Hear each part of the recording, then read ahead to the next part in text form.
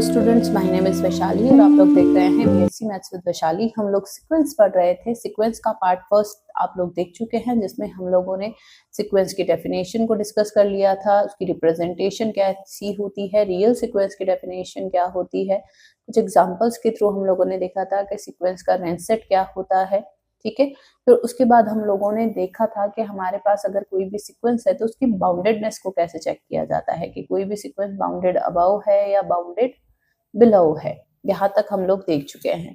अब हम लोग नेक्स्ट में पढ़ते हैं कि अगर हमारे पास कोई भी सीक्वेंस है तो अगर उसे अनबाउंडेड कब कहा जाएगा, अनबाउंडेड अबव, अनबाउंडेड बिलो, फिर उसका सुप्रीमम या इन्फीमम क्या होता है, what is infimum and supremum of sequence. ठीक है, फिर उसके बाद आप लोग देखेंगे कि हमारे पास सीक्वेंस कैसे उसकी मोनोटोनिसिटी को देखा जाता है, मतलब मोनोटोनिक इंक्रीजिंग है या मोनोटोनिक डिक्रीजिंग है।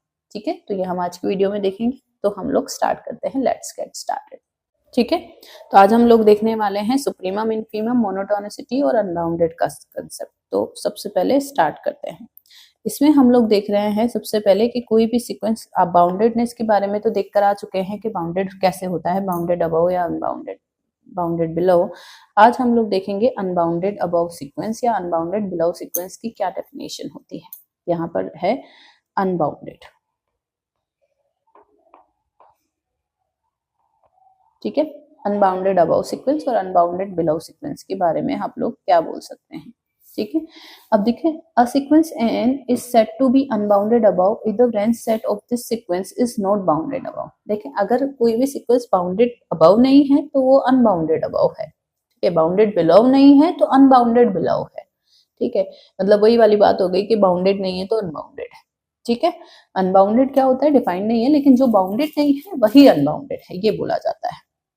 ठीक है, जैसे कि एक एग्जांपल बोला है इसने कि ये n 1/n है, इस सीक्वेंस की टर्म्स को लिखा जाएगा 1 2 3 4 5 एंड सो ऑन। इस तरह से ये सीक्वेंस की टर्म्स आ गई, इसका रेंज सेट ये बन गया। अब आप देखिए कि रेंज सेट आपका बाउंडेड बिलो है, ये बाउंडेड बिलो है, बाउंडेड बिलो बाय 1 है। ठीक है, एंड नॉट बाउंडेड अबव, ये बाउंडेड अबव नहीं है। अब आप देखें, नॉट बाउंडेड अबव का मतलब क्या हुआ, अनबाउंडेड अबव।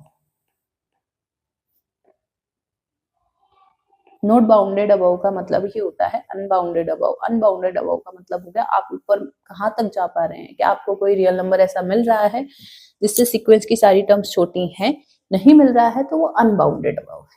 ठीक है, यहाँ आपको there doesn't exist any k belongs to r such that कि सारी सीक्वेंस की टर्म्स जो है उस k से छोटी हो जाए, ऐसा कोई k नहीं मिल रहा है, तो हम लोग बोल सकते हैं which implies sequence n is unbounded above. हमारा सीक्वेंस क्या है, अनबाउंडेड अबव है। इस चीज को क्लियरली अपने दिमाग में याद रखना है। अब बात करते हैं कि बाउंडेड बिलो का कंसेप्ट क्या होता है, अनबाउंडेड बिलो। देखें, अब मैं बात करूं कि unbounded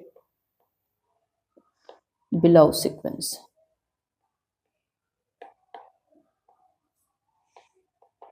a sequence n is said to be unbounded below if it is not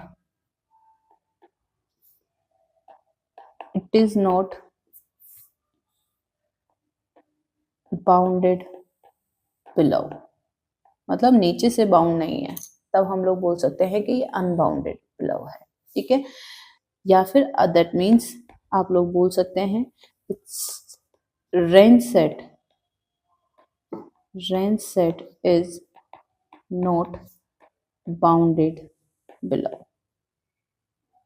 जैसे कि एग्जांपल अगर मैं बात करूं, जैसे कि मेरे पास एक सीक्वेंस है -n। अब इसकी टर्म्स किस तरह से होंगी, इसकी टर्म्स होंगी -4 -3 -2 -1, इस तरह से।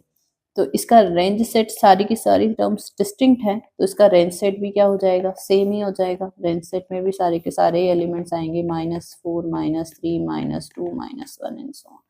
ठीक है, अब आप देखें कि यहाँ पर ये जो सीक्वेंस है, रेंज सेट आप सीक्वेंस को देख सकते हैं या रेंज सेट को देख सकते हैं। यहाँ पर आपको कोई ऐसा नंबर नहीं मिल रहा है जिससे सीक्वेंस की सारी टर्म्स क्या हो, बड़ी हो।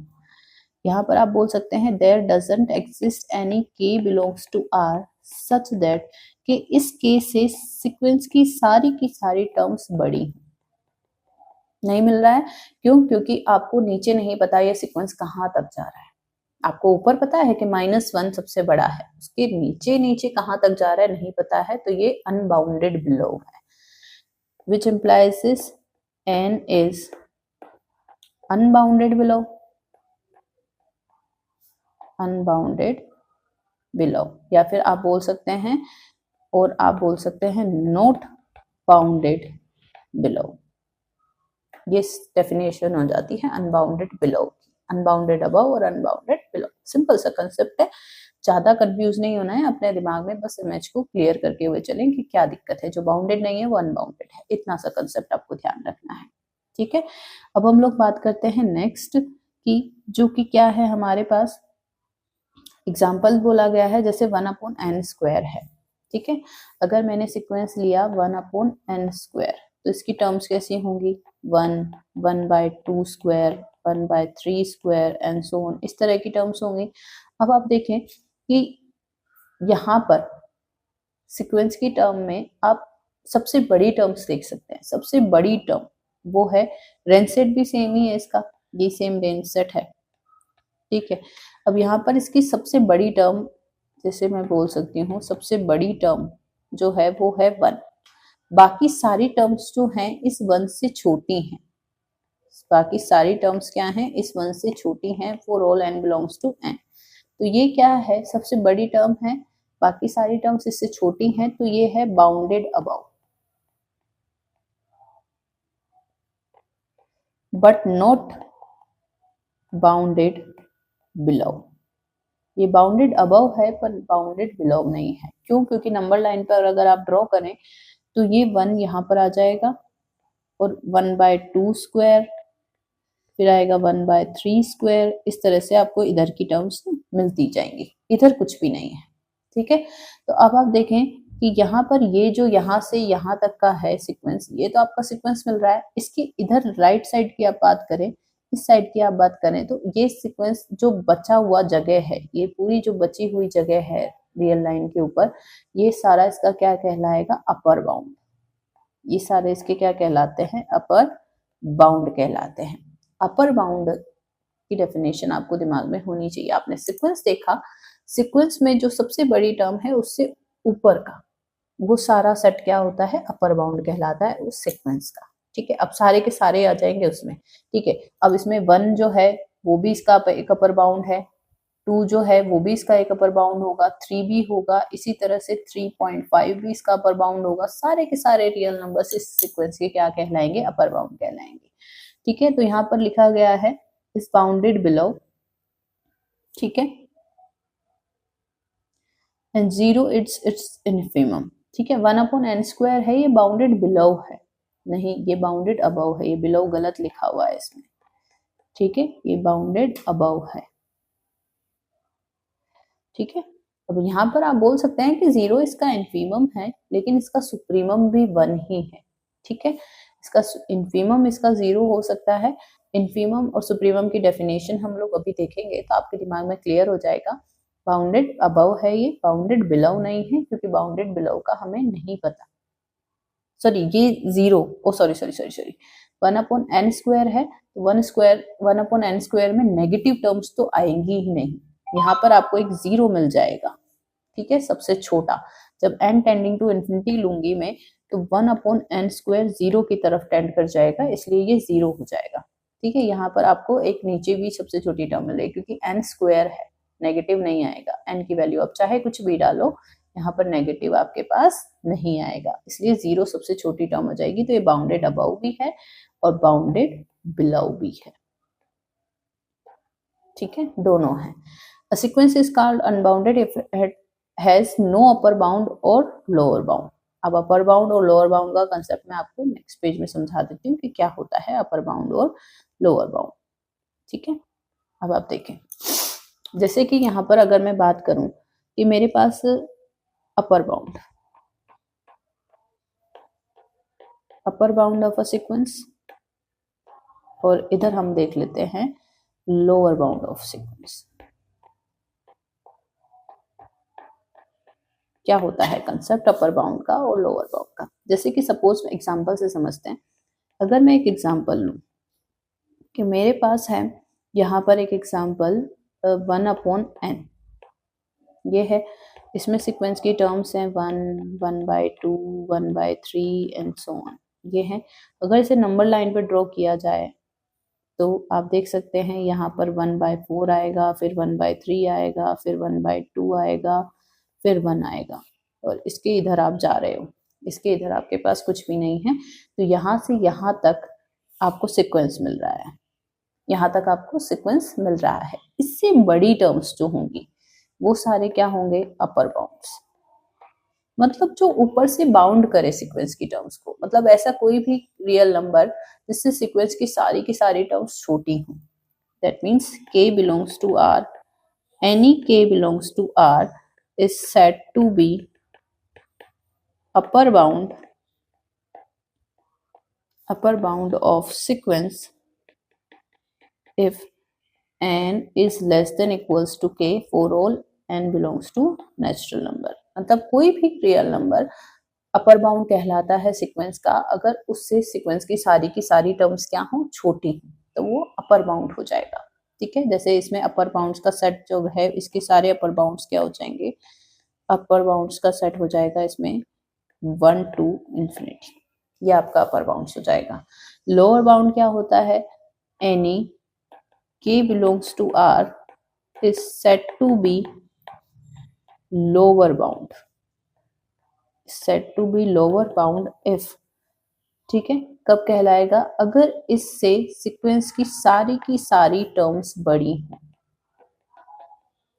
जैसे कि अगर यहाँ पर बात करें हम for all n natural belongs to number, अब यहाँ पर देखें आप, इसका लोअर बाउंड आप देखना चाहते हो, ठीक है।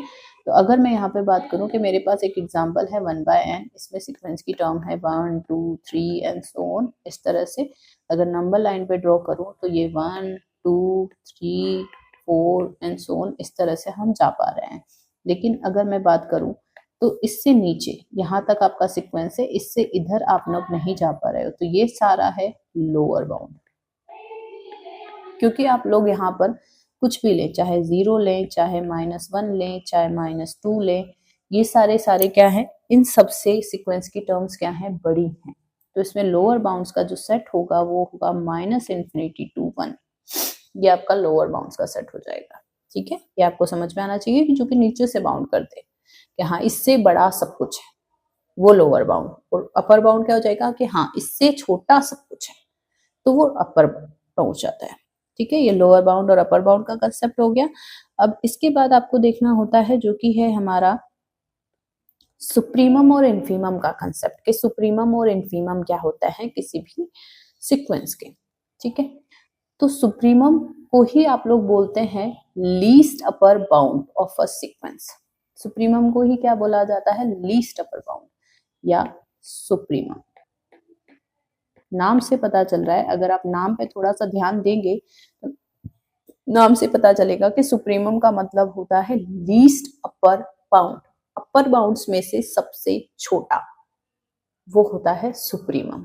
ठीक है, अब यहाँ पर देख लें, एक बार डेफिनेशन देखते हैं फिर एग्जांपल से समझेंगे। जैसे कि यहाँ पर if sequence xn is upper bounded then k is called supremum of xn if k is an upper bound. मतलब अगर आपके पास कोई सीक्वेंस है कि जो कि बाउंडेड अबव है, ठीक है, पहली कंडीशन सुप्रीमम होने के लिए कि जो सीक्वेंस है n वो क्या होना चाहिए? बाउंडेड अबव होना चाहिए। ठीक है, फिर उसके बाद कोई भी k जो है वो सुप्रीमम कब बन पाएगा? सुप्रीमम बनने के लिए पहली कंडीशन कि k क्या होना चाहिए? अपर बाउंड होना चाहिए, मतलब उससे सीक्वेंस की सारी टर्म्स छोटी होनी चाहिए। फिर दूसरी कंडीशन क्या है? k is least upper bound if that of xn, that means for each epsilon greater than 0 there exists m belongs to n such that k minus epsilon is less than xn। इसका simple सा मतलब है कि least होना चाहिए, k क्या होना चाहिए? लीस्ट होना चाहिए। अगर इसमें से में सबसे छोटा होना चाहिए, लीस्ट अपर बाउंड होने के लिए अगर आप इस के में से कोई सा भी छोटे से छोटा एप्सिलॉन, कोई भी छोटा सा नंबर भी अगर माइनस करो तो सीक्वेंस की कोई ना कोई टर्म उस नंबर से बड़ी आपको मिल जाएगी। नंबर लाइन से समझो, ज्यादा क्लियर समझ आएगा। जैसे कि आपने बोला कि मेरा सीक्वेंस यहाँ से यहाँ तक है, ठीक है। अब ये मेरा के क्या है, एक अपर बाउंड है। अब अगर मैं बोलना चाहती हूँ कि ये लीस्ट अपर बाउंड है, लीस्ट है, तो जैसे ही इसमें से मैंने कुछ माइनस किया, इसमें से मैंने कुछ माइनस किया, तो मैं कहाँ पहुंच गई, मैं यहाँ पहुंच गई। सपोज मैं यहाँ पहुंच गई के माइनस एप्सिलॉन। अब आप देखें कि यहाँ पर ये जो टर्म्स हैं, ये वाला एरिया सीक्वेंस का इस के माइनस एप्सिलॉन से बड़ा आ गया है, मतलब अब ये अपर बाउंड नहीं बचा है, ठीक है। तो ऐसा नहीं होना चाहिए, तो आपको ध्यान देना है कि तभी ये होगा, ठीक है। लीस्ट अपर बाउंड होगा, उसे ही आप लोग क्या कह पाएंगे, सुप्रीमम कह पाएंगे, ठीक है। अब एग्जाम्पल से समझो, क्लियरली समझ आएगा कि अगर मेरे पास एक सीक्वेंस है 1/n², अब आप देख सकते हैं कि ये 1/n² की जो टर्म्स आएंगी आपके पास सारी पॉजिटिव आएंगी। 1, 1/2², 1/3² और ज्यादा से ज्यादा ये 0 आ सकता है when n tending to infinity लोगे आप, ठीक है। तो यहाँ पर आप देख सकते हैं कि इसे अगर नंबर लाइन पर ड्रॉ किया जाएगा, इसे मिटा देती हूँ मैं, इसे अगर हम नंबर लाइन पे ड्रॉ करेंगे तो क्या हो जाएगा। नंबर लाइन सबसे इजीएस्ट वे होता है समझने का, अगर आप थोड़ा सा ध्यान देंगे तो, ठीक है। आप देखें कि ये 1 है और ये जब n टेंडिंग टू इन्फिनिटी होगा तो 0 आ जाएगा। ये 1/2² आएगा, फिर यहाँ पर 1/3² आएगा। इस तरह से आप बढ़ते बढ़ते 0 की तरफ टेंड कर रहे हो। ये आपका सीक्वेंस है यहाँ से यहाँ तक, ठीक है। अब देखें, अब इसमें आप इसके 1 के राइट साइड में ये सारे क्या हैं, इसके अपर बाउंड्स, और 0 के इधर ये सारे क्या हैं आपके इसके लोअर बाउंड्स, ठीक है। अब इन अपर बाउंड्स के सेट में से सबसे छोटा अपर बाउंड कौन सा है, जिससे सीक्वेंस की सारी टर्म्स छोटी हैं, वो है 1, और तो इसे क्या कहा जाएगा, सुप्रीमम। ये लीस्ट अपर बाउंड है, ठीक है, इसे सुप्रीमम कहा जाएगा। और आप देखें कि ये 0 से छोटे जितने भी रियल नंबर हैं उन सब से सीक्वेंस की सारी टर्म्स बड़ी हैं, तभी ये लोअर बाउंड्स है। लोअर बाउंड्स में जो सबसे बड़ा होता है उसे कहा जाता है इन्फीमम। उसे क्या कहा जाता है, इन्फीमम, मतलब ग्रेटेस्ट लोअर बाउंड। ये आपके दिमाग में होना चाहिए। तो यही यहाँ पे लिखा गया है कि sequence is bounded above and 1 its supremum because 1 its upper bound and there does not exist any other upper bound which is less than 1, ठीक है। सिंपल सा मतलब है, आप सीक्वेंस की टर्म्स को लिखो, नंबर लाइन पे ड्रॉ करो, आप ऑब्जर्व करो कि क्या सबसे छोटा है, मतलब अपर बाउंड्स के सेट में जो सबसे छोटा है वो सुप्रीमम होगा और लोअर बाउंड्स के सेट में जो सबसे बड़ा होगा वो इन्फीमम होगा, ठीक है। इसी के साथ आप डेफिनेशन देखो किसकी, इन्फीमम और ग्रेटेस्ट लोअर बाउंड की, या इन्फीमम, ठीक है। इन्फीमम क्या होता है, xn be a sequence bounded below then k is called infimum of xn if k is lower bound। अगर आपके पास कोई सीक्वेंस है जो कि बाउंडेड बिलो है, ठीक है, जैसे कि आप लोग बात करें बाउंडेड बिलो की बात करती हूँ मैं यहाँ पर, तो मेरे पास है यही देख लो n 1 2 3 एंड सो ऑन, ये सीक्वेंस है मेरे पास। ये क्या है, बाउंडेड बिलो है, बाउंडेड बिलो बाय 1, ठीक है, क्योंकि 1 एक सबसे छोटा नंबर है, इससे बड़े सारे नंबर्स हैं जो कि मुझे नहीं पता कहाँ तक जा रहे हैं, तो बाउंडेड अबव नहीं है, बाउंडेड बिलो है, ठीक है। फिर देयर डज नॉट एग्जिस्ट, ये डज नॉट एग्जिस्ट पे आप ध्यान देंगे, any other lower bound of xn which is greater than k, that means for each epsilon greater than 0 there exists m belongs to natural number k plus epsilon अगर आप करें तो वो x किसी ना किसी टर्म से बड़ा आ जाएगा, ठीक है। मतलब सिंपल सा कंसेप्ट, इस डेफिनेशन को सिर्फ याद करने के पर्सपेक्टिव से देखेंगे तो ठीक है, समझने के पर्सपेक्टिव से ये देखें, जैसे आपके पास है 1 2 3 एंड सो ऑन, आप आगे जा रहे हैं, यहाँ से आपका सीक्वेंस स्टार्ट हो रहा है और आगे कहाँ तक जा रहा है नहीं पता। तो यही जो लेफ्ट हैंड साइड है 1 की, लेफ्ट हैंड साइड, ये सारी क्या है, लोअर बाउंड्स हैं, क्योंकि इन सारी टर्म्स से इसमें अब यहाँ पर 0 भी आ जाएगा, -1 भी आ जाएगा, -2 भी आ जाएगा, ये सारे लोअर बाउंड्स हैं, इन सबसे सीक्वेंस की टर्म्स पड़ी हैं, ठीक है। तो इन सारे लोअर बाउंड्स, इस लोअर बाउंड्स का कलेक्शन क्या हो गया, -∞ to 1, ठीक है। अब देखें कि 1 क्या है इसमें, 1 इज बिगेस्ट लोअर बाउंड, 1 सबसे बड़ा लोअर बाउंड है, क्योंकि इससे बड़ा कोई भी लोअर बाउंड नहीं है, इससे बड़ी अगर आप टर्म लेंगे तो वो सीक्वेंस में चले जाएंगे, ठीक है। तो अगर आप इस 1 बिगेस्ट लोअर बाउंड है, अब इस बिगेस्ट लोअर बाउंड को ही, इस 1 को ही आप लोग क्या कहेंगे, infimum, greatest lower bound, lower bounds के सेट में सबसे बड़ा। के का कंपैरिजन में अगर मैं देखूं कि अगर मैं इस 1 में अगर के को 1 ले लूं मैं और इसमें कोई एप्सिलॉन जोड़ूं, अब एप्सिलॉन अगर मैंने ले लिया सपोज 0.25, तो 1.25 बन जाएगी मेरे पास के प्लस एप्सिलॉन की वैल्यू, और ये क्या हो जाएगा मेरे पास, सीक्वेंस की टर्म 1 से बड़ा हो जाएगा, ठीक है। मतलब कोई ना कोई टर्म मुझे ऐसी मिल जाएगी। तो आपके पास यहाँ कोई भी एप्सिलॉन ऐसा एग्जिस्ट नहीं करना चाहिए कि के प्लस एप्सिलॉन एक्सएम से बड़ा हो जाए, ये आपको ध्यान देना है। तो इसे कहा जाएगा इन्फीमम। तो सुप्रीमम और इन्फीमम का कंसेप्ट आप लोगों को समझ में आ गया होगा।